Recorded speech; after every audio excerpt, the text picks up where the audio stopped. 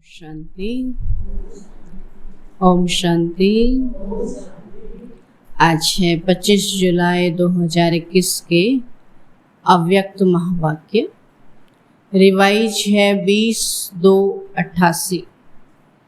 20 फरवरी 1988 के रिवाइज महावाक्य हैं। आज बाबा बोले, मुरली का टाइटल तन मन की थकावट मिटाने का साधन शक्तिशाली याद। तन मन की थकावट मिटाने का साधन शक्तिशाली याद। आज परदेसी बाप अपने अनादि देशवासी और आदि देशवासी सेवा अर्थ सभी विदेशी ऐसे बच्चों से मिलने के लिए आए। अनादि देशवासी माना परम धाम के रहने वाले और आदि देशवासी माना सतयुग के रहने वाले। और अभी जो हैं विदेश में रहते, बाबा कहते ऐसे बच्चों के लिए मिलने के लिए आए हैं।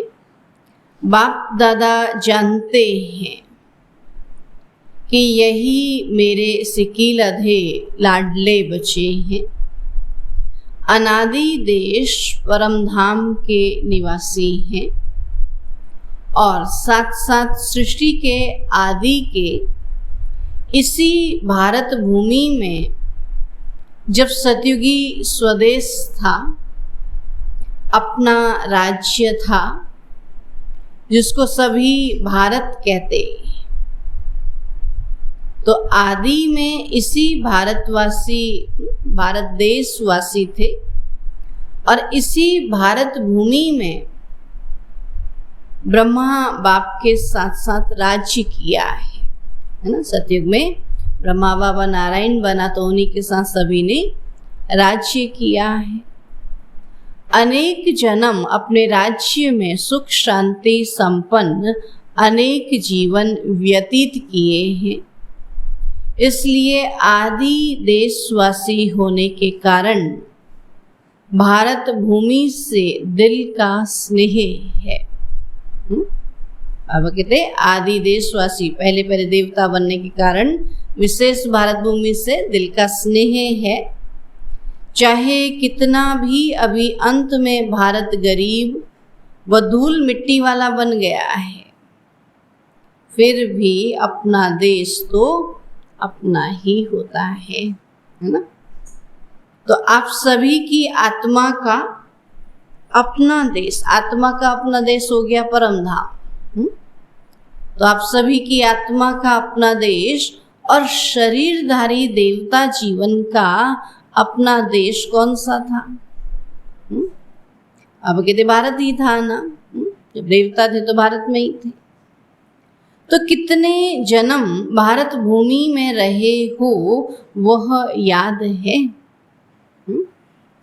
अब कहते 21 जन्म। देवता तो कहाँ थे?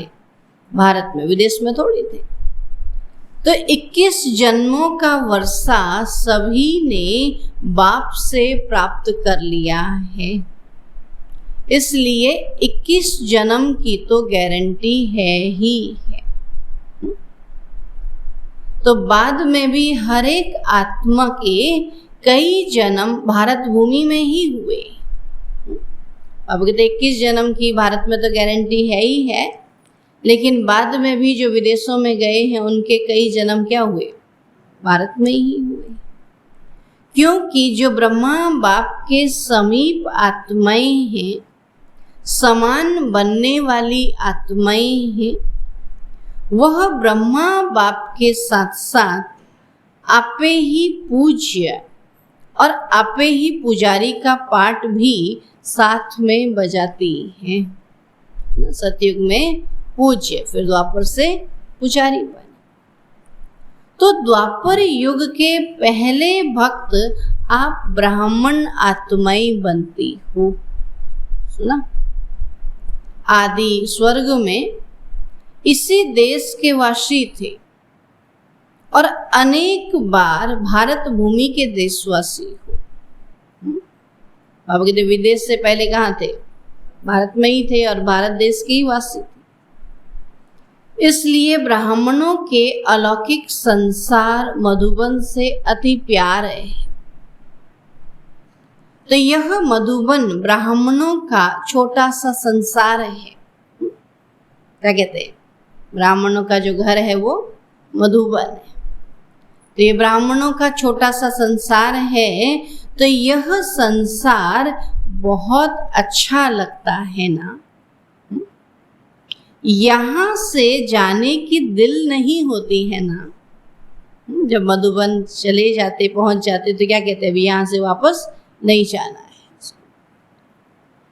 बाबा कहते हैं यहाँ से जाने की दिल नहीं होती है ना। अगर अभी अभी ऑर्डर कर लें कि मधुबन निवासी बन जाओ तो खुश होंगे ना।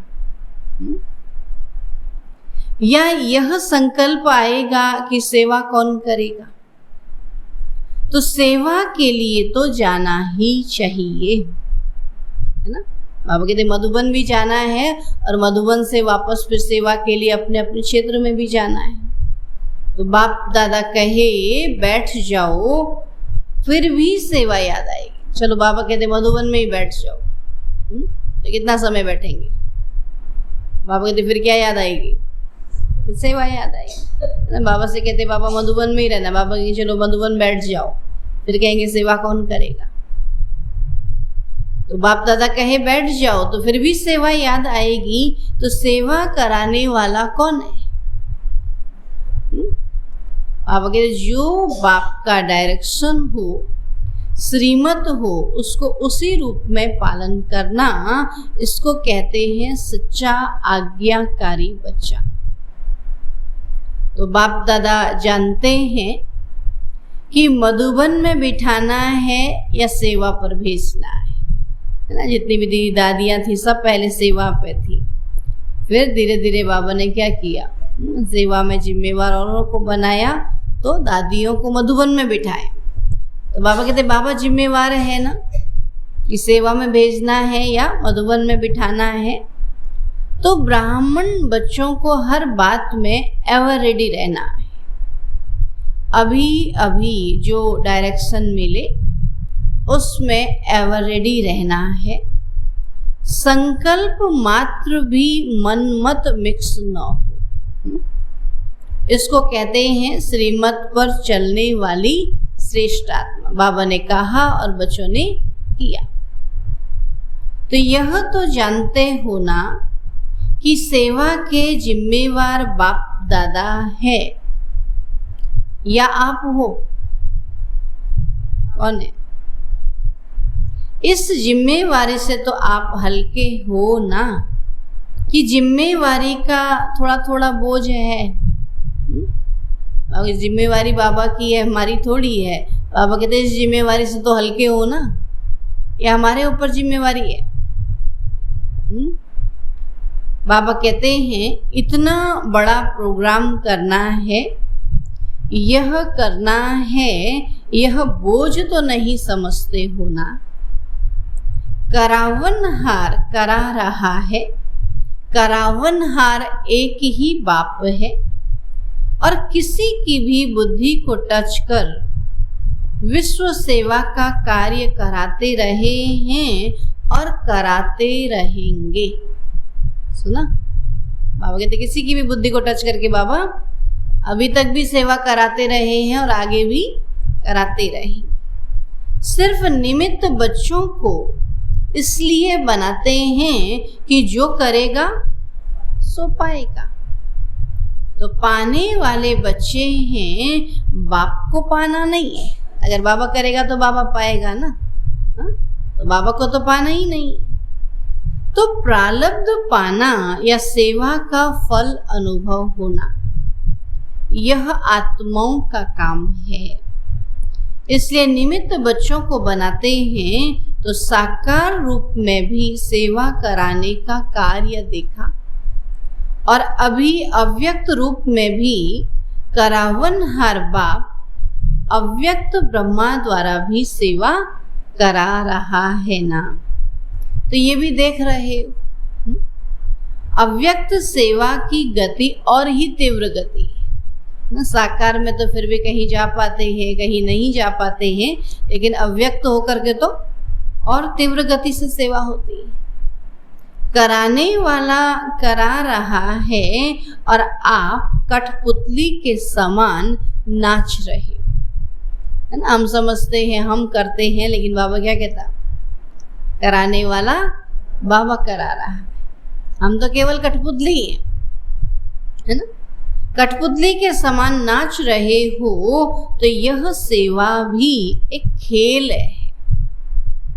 कराने वाला करा रहा है और आप निमित्त बन एक कदम का पदम गुना भाग्य बना रहे हो। तो बोझ किसके ऊपर है? बाबा के ऊपर। कराने वाले पर या करने वाले पर?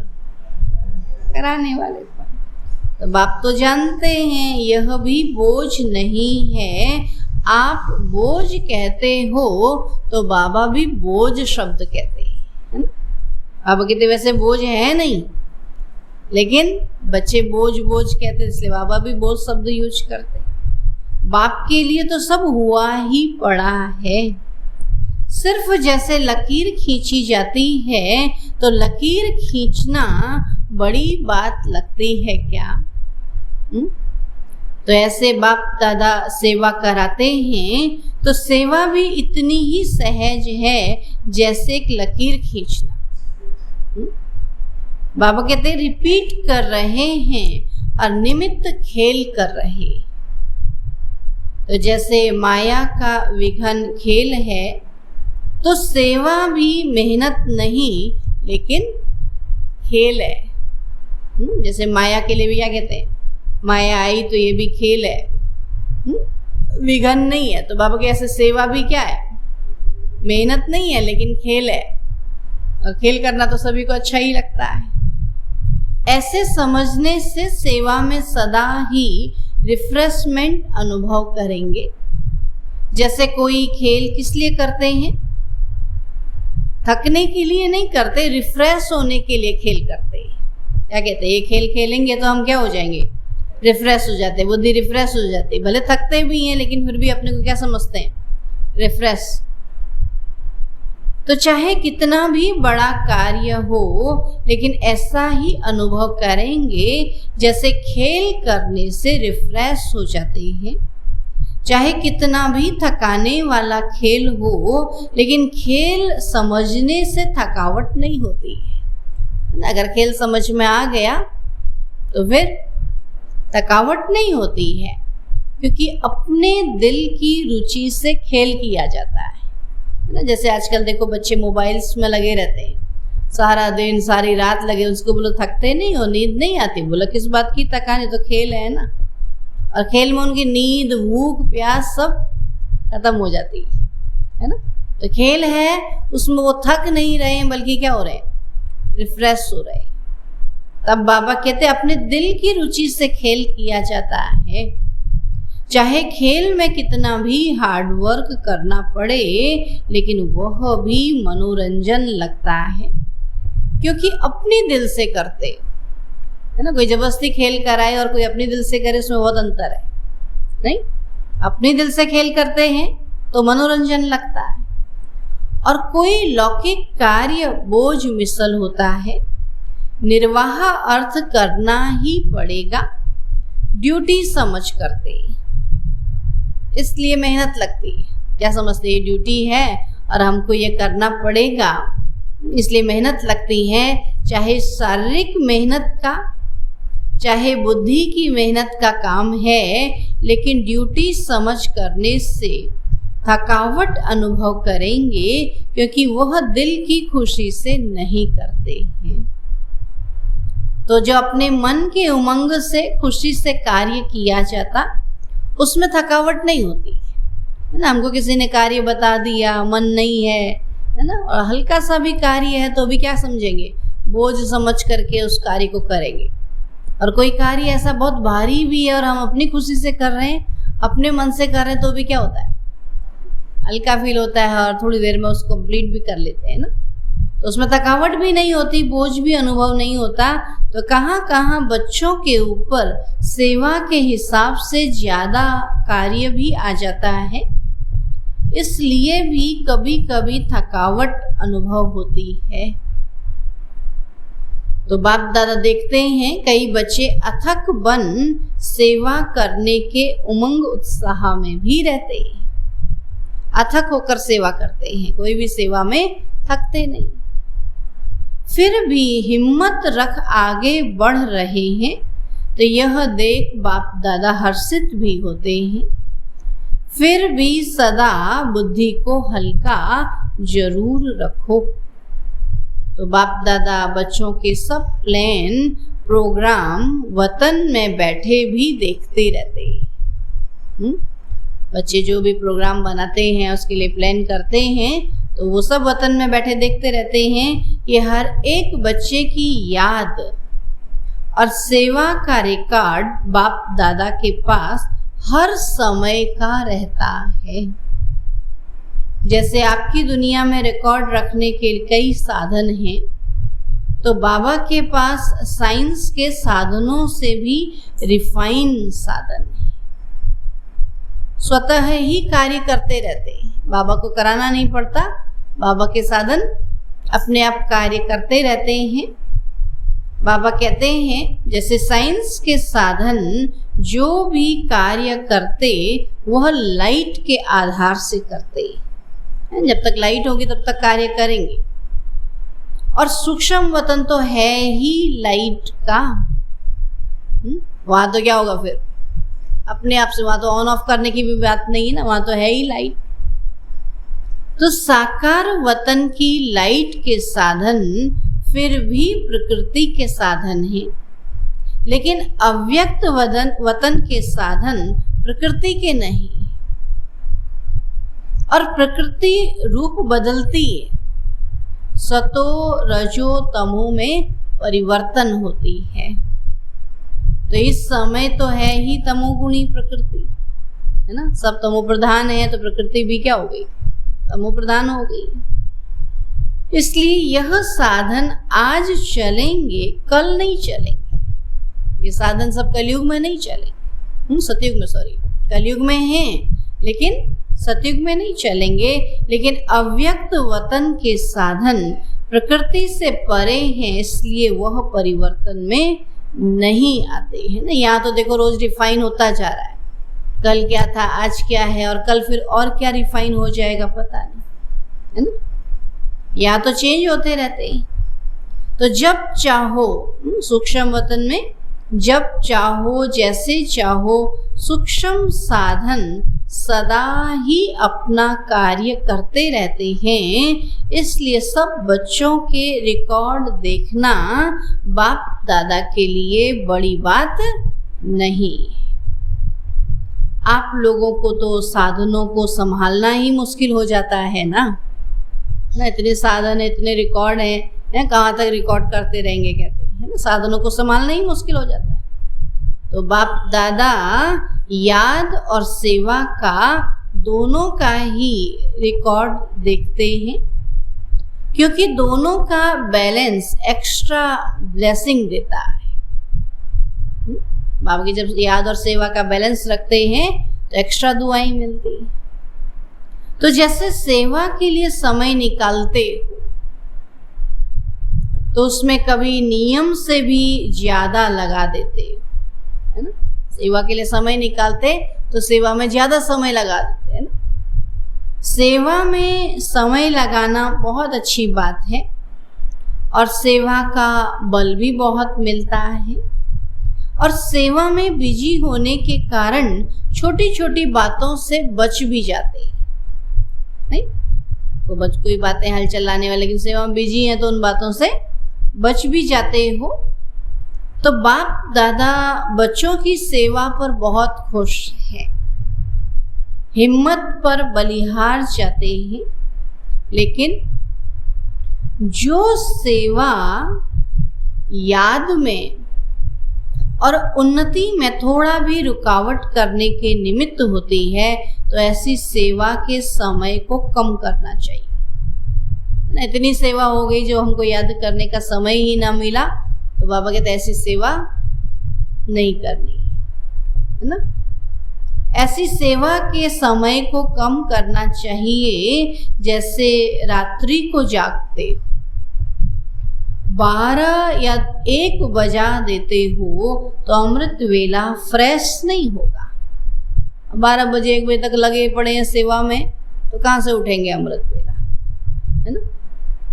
और बैठते भी हो तो नियम प्रमाण कि बाबा ले आगे बैठ गया हूँ, अभी तू जान तेरा काम जान। ऐसा होता है ना, जैसे थक गए, अटेंशन से बाबा को याद कर रहे, ऐसे थोड़ी अमृत वेला करते हैं। नियम प्रमाण, जैसे भक्ति में नियम प्रमाण क्या करेंगे, सवेरे उठेंगे, धूप दिया जलाएंगे, मन हो न हो भगवान जी से कहेंगे देर हो रही है, अभी ये करना है, अभी ये करना है, लेकिन नियम प्रमाण धूप दीप जला देते हैं। ऐसे अमृत वेला उठ के क्या कहते हैं, बाबा उठ तो गया हूँ, नींद बहुत आ रही, रात देर से सोया, ये भी किया ये भी किया, अभी क्या करूँ, बैठूं कि सो जाऊं, बैठूं कि सो जाऊं, पूरा टाइम अमृत वेला निकल जाता है। तो नियम प्रमाण हो रहा है, लेकिन प्यार से नहीं हो रहा है ना। तो बाबा कहते बैठते भी हो तो नियम प्रमाण। और अमृत वेला शक्तिशाली नहीं तो सारे दिन की याद और सेवा में अंतर पड़ जाता है। मानो सेवा के प्लान बनाने में या सेवा को प्रैक्टिकल लाने में समय भी लगता है, तो रात के समय को कट करके 12 बजे के बदले 11 बजे सो जाओ, है ना? थोड़ा जल्दी सो जाओ, और वही 1 घंटा जो कम किया और शरीर को रेस्ट दी तो अमृत वेला अच्छा होगा, है ना। बुद्धि भी फ्रेश रहेगी, नहीं तो दिल खाती है कि सेवा तो कर रहे हैं लेकिन याद का चार्ट जितना होना चाहिए उतना नहीं है। सुन रहे हैं? हवा अच्छी लग रही है, सुनाई दे रहा है? बाबा कहते हैं नहीं तो दिल खाती है कि सेवा तो कर रहे हैं, याद का चार्ट जितना होना चाहिए उतना नहीं है। तो जो संकल्प दिल में या मन में बार बार आता है कि यह ऐसा होना चाहिए लेकिन हो नहीं रहा, तो उस संकल्प के कारण बुद्धि भी फ्रेश नहीं होती। और बुद्धि अगर फ्रेश है तो फ्रेश बुद्धि से 2-3 घंटे का काम 1 घंटे में पूरा कर सकते हो। नहीं कहते काम तो 1 ही घंटे का, लेकिन उसको घिस घिस के 4 घंटा बना दे। भोजन बनाने में कितना टाइम लगता है? आधा घंटा, मुश्किल से आधा घंटा, लेकिन बनाते कितने घंटे में हैं? हमने देखा माताओं को शाम का भोजन बनाना तो 4 बजे से सब्जी काटने लग जाएंगी। बोलो खाते कितने बजे? बोलो रात के 9 बजे। फिर 4 बजे से किस लिए काट रहे हो? हाँ बोला समय नहीं मिलता। किस में समय जाता है? हाँ टीवी सीरियल देखने में, हाँ ऐसा मोबाइल चलाने में। आजकल तो मोबाइल चलाने में रह जाते हैं ना, पहले तो फिर भी टीवी सीरियल देखते थे। आजकल टीवी कौन देखता है? उसमें तो पीस ऑफ माइंड चला देते, चलता रहता है, और अपना मोबाइल भी चलाते रहते हैं, दोनों चलता है। बोले क्या देख रहे थे? बोला पीस ऑफ माइंड देख रहे थे। हाथ में क्या था? तो न उसको देखते न उसको देखते, खाली समय पास करते। तब बाबा क्या कहता, अगर फ्रेश बुद्धि होगी तो 2-3 घंटे का काम 1 घंटे में पूरा कर सकते हो। थकी हुई बुद्धि में टाइम ज़्यादा लग जाता है, यह अनुभव है ना। और जितनी फ्रेश बुद्धि रहती, शरीर के हिसाब से भी फ्रेश और आत्मिक उन्नति के रूप में भी फ्रेश, तो डबल फ्रेशनेस रहती है। तो 1 घंटे का कार्य आधा घंटे में कर लेंगे। सुना? बाबा कहते हैं फ्रेश होंगे याद से। अगर याद में रहे, फ्रेश हो गए, तो फिर 2-3 घंटे का काम 1 ही घंटे में पूरा कर ले। इसलिए सदैव अपनी दिनचर्या में फ्रेश बुद्धि रहने का अटेंशन रखो। ज़्यादा सोने की भी आदत न हो। आजकल तो क्या होता है, नाश्ता करे सो जाते हैं, दिन का खाए फिर सो जाते हैं, रात को तो फिर सोना ही सोना है। तो बाबा कहता है आज ज़्यादा सोने की भी आदत ना हो, लेकिन जो आवश्यक समय शरीर के हिसाब से चाहिए उसका अटेंशन रखो। कभी कभी कोई सेवा का चांस होता है, मास 2 मास में 2-4 बार देरी हो गई, वह दूसरी बात है।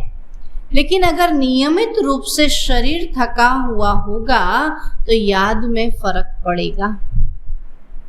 जैसे सेवा का प्रोग्राम बनाते हो, 4 घंटे का समय निकाल, बाबा कहते सेवा के लिए 4 घंटे का समय निकालना है तो निकाल लेते हो, करते हैं ना, सेवा में 4 घंटे जाना है तो निकाल लेते हो।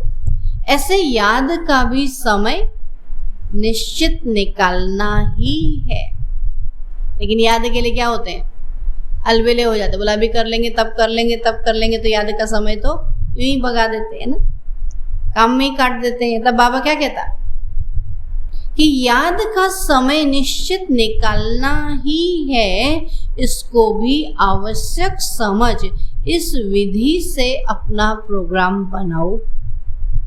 सुस्ती नहीं हो, लेकिन शरीर को रेस्ट देना है, इस विधि से चलो, क्योंकि दिन प्रतिदिन सेवा का तो और ही तीव्र गति से आगे बढ़ने का समय आता जा रहा है।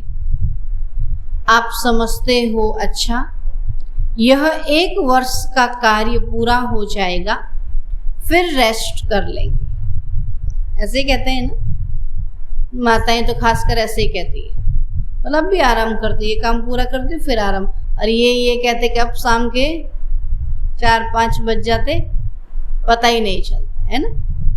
तो क्या कहते हैं बाबा, ऐसे सेवा के भी प्रोग्राम बनाते हैं, तो ये प्रोग्राम करके फिर रेस्ट करेंगे ना, कहेंगे अभी कोई बात नहीं, राखी आ रही फिर रेस्ट करें, फिर कहेंगे नहीं अच्छा देवियों के दिन आ रहे, फिर कहेंगे अच्छा ये आ गया फिर, लेकिन रेस्ट तो है ही नहीं ना।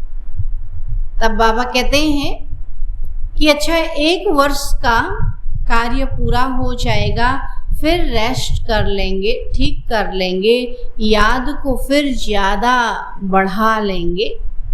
लेकिन सेवा के कार्य तो दिन प्रतिदिन नए से नए और बड़े से बड़े होने हैं, इसलिए सदा बैलेंस रखो ना, जितनी सेवा उतनी ही याद भी हो।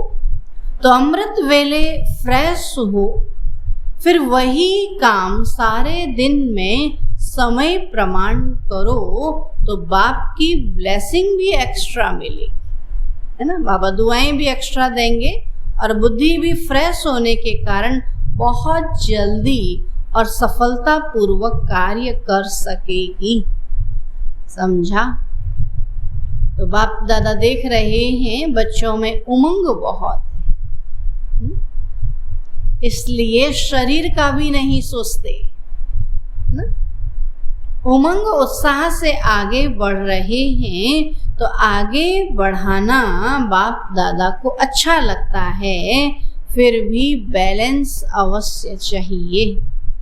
सेवा का और याद का बैलेंस अवश्य चाहिए। बल करते रहते, चलते रहते हो, लेकिन कभी कभी जैसे बहुत काम होता है, तो बहुत काम में एक तो बुद्धि की थकावट होने के कारण जितना चाहते उतना नहीं कर पाते, और दूसरा बहुत काम होने के कारण थोड़ा सा भी किसी द्वारा थोड़ी हलचल होगी तो थकावट के कारण चिड़चिड़ापन हो जाता है।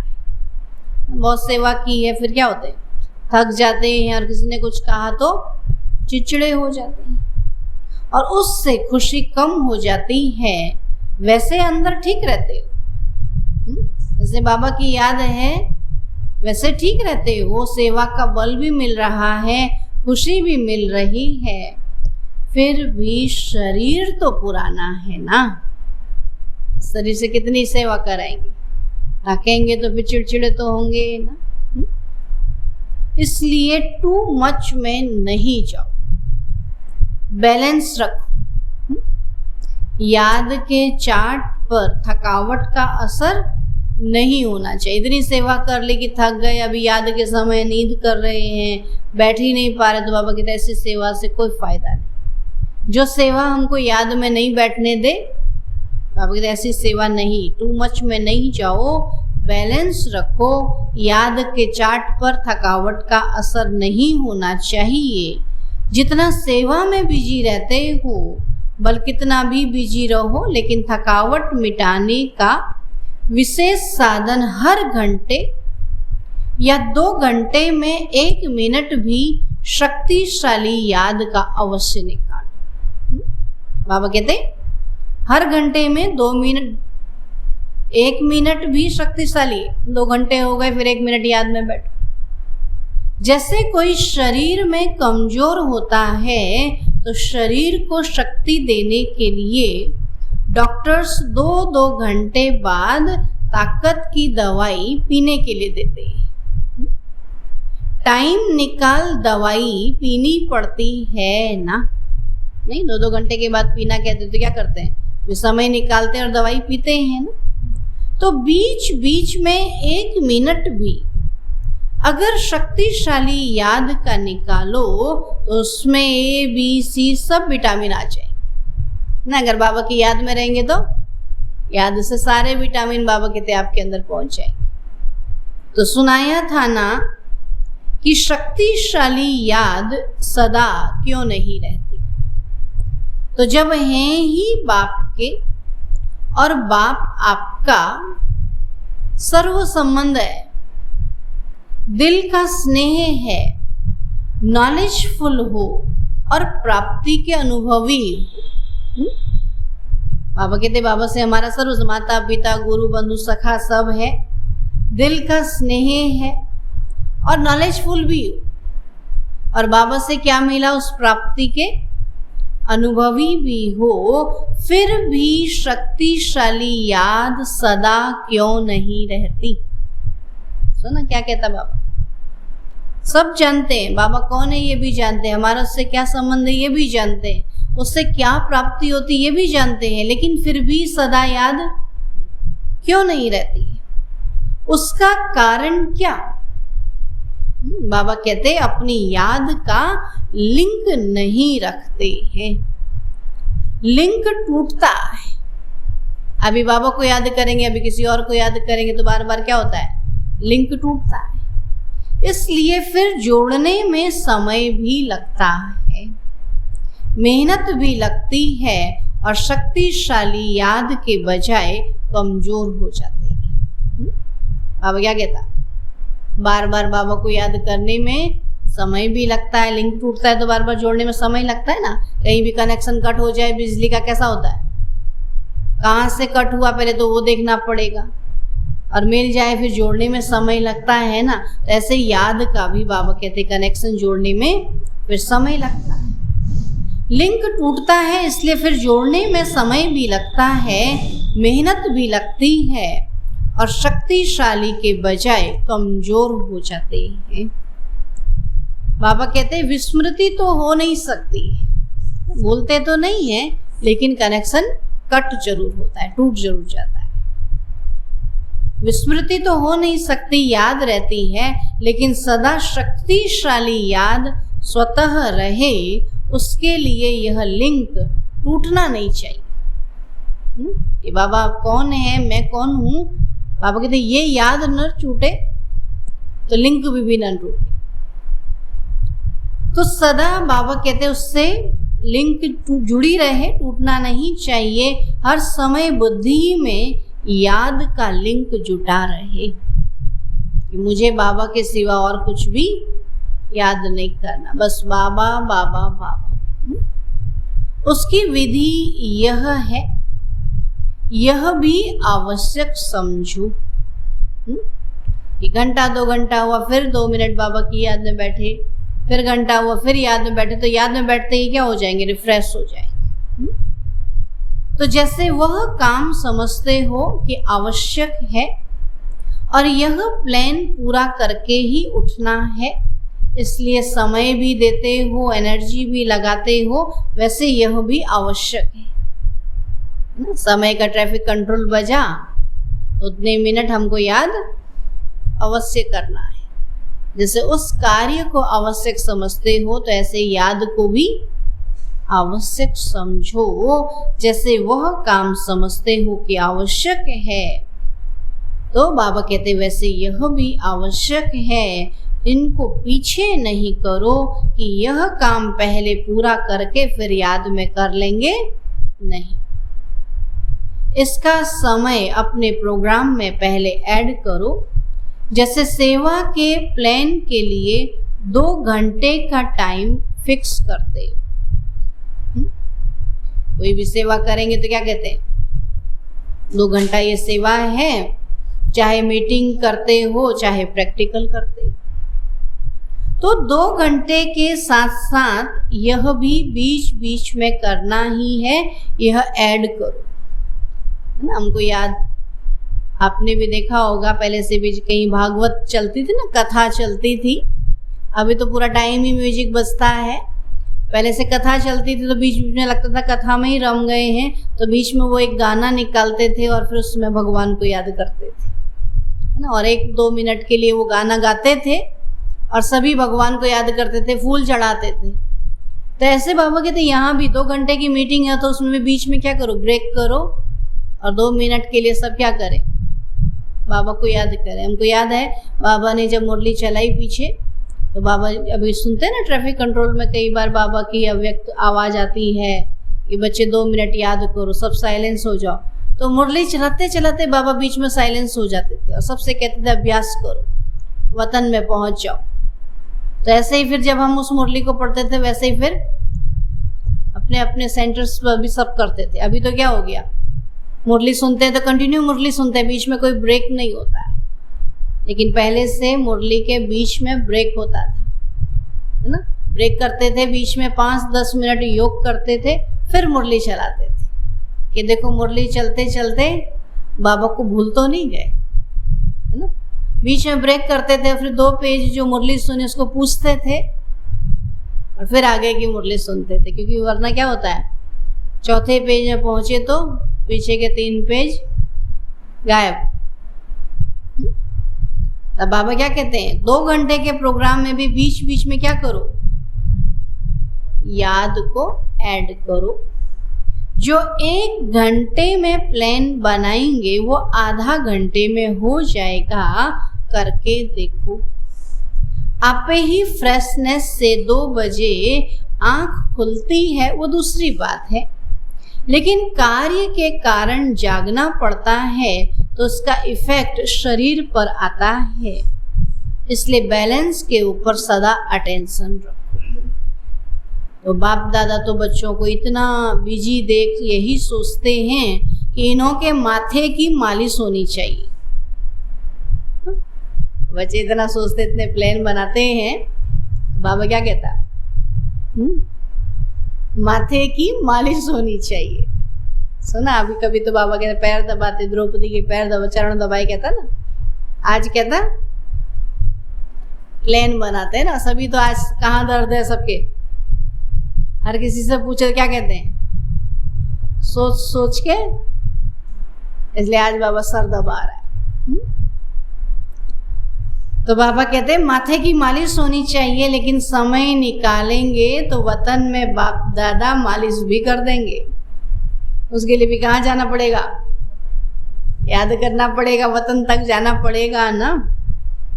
तो वह भी अलौकिक होगी, ऐसे लौकिक मालिश थोड़ी होगी। एकदम फ्रेश हो जाएंगे। 1 सेकंड भी शक्तिशाली याद तन और मन दोनों को फ्रेश कर देती है।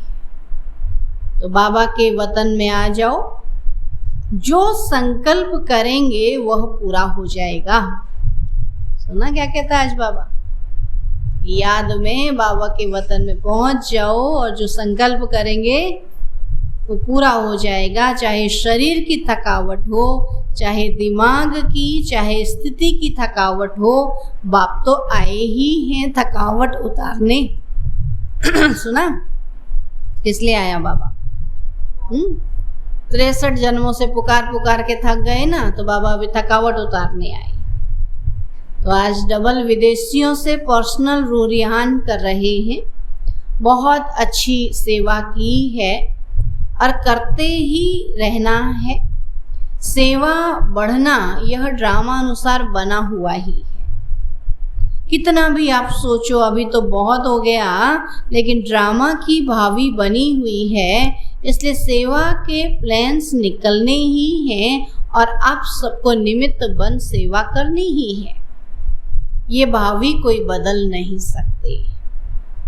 बाप चाहे 1 वर्ष सेवा से रेस्ट दे देवे, लेकिन नहीं बदल सकता। देखो 1 वर्ष दिया ना रेस्ट, लेकिन रहे रेस्ट में ऑनलाइन शुरू हो गए। सेवा तो करने ही, हाँ अगर जब सेवा करने की आदत तो उसकी रूपरेखा चेंज कर दी, लेकिन सेवा तो की ना। तो कहा सेवा से फ्री हो बैठ सकेंगे। जैसे याद ब्राह्मण जीवन की खुराक है, ऐसे सेवा भी जीवन की खुराक है। बिना खुराक के कभी कोई रह सकता है क्या? लेकिन बैलेंस जरूरी है। जितनी याद उतनी सेवा, जितनी सेवा उतनी याद। हम क्या करते हैं? या तो सेवा ज़्यादा करते हैं या फिर याद ज़्यादा। बोला क्या कर रहे थे दिन भर? बोला योग कर रहा था। तो न काम कौन करेगा, सेवा कौन करेगा? बाबा कहते दोनों का बैलेंस। भोजन बनाना है तो बाबा की याद में करना, सफाई करनी तो बाबा की याद में करनी है ना। तो उसके अलावा फिर 1 घंटा निकाल के फिर याद में भी बैठना। ऐसा नहीं कि सेवा से फुर्सत ही नहीं मिली और फिर ऐसा याद में बैठे कि सेवा ही भूल गए, वो भी नहीं चाहिए। तो दोनों का बैलेंस जरूरी है। इतना भी ज़्यादा नहीं करो जो बुद्धि पर बोझ हो, और इतना भी नहीं करो जो अलबेले हो जाओ। न बोझ हो और न अलबेलापन हो, इसको कहते हैं बैलेंस।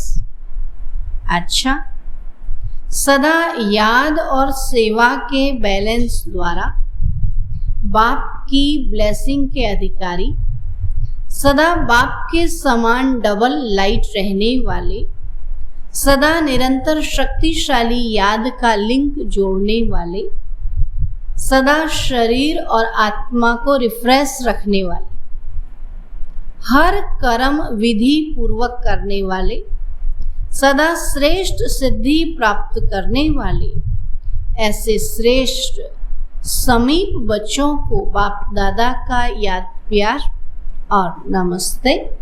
हम रूहानी बच्चों की रूहानी बाप दादा को नमस्ते नमस्ते नमस्ते।